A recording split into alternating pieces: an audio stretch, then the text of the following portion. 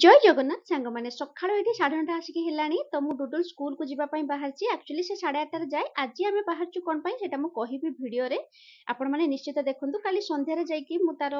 जते सब दीप glitter stone ता सहित फेविकॉल पेंटिंग जिनस जते सब नहीं आस्तिली नहीं आसला परे डुडुल रो मोर बाहरी पड़ू तांको स्कूल को अब एठी हमें सब मम्मी माने जाई कि पहुंची जाइछु आ निज निज काम रे लागि जाइछु आज एक्चुअली थिला जेहेतु दिवाली आगो को आछी सेति पई गोटे दिया डेकोरेशन एक्टिविटीज थिला तो जी जते प्रकार डिजाइन करि परिबो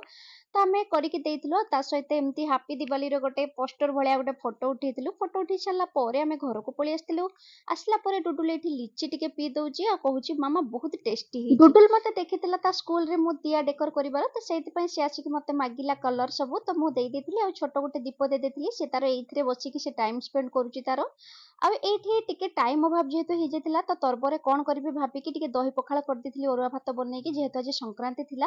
ता सहित एठी मु टिके बाइगणी छाणी देइची आ अधा बाइगण रखिची काटी कि ताको छाणीबी बोली आ एठी आलू कसा गोटे कर देथिली ता सहित काकुडी एठी मु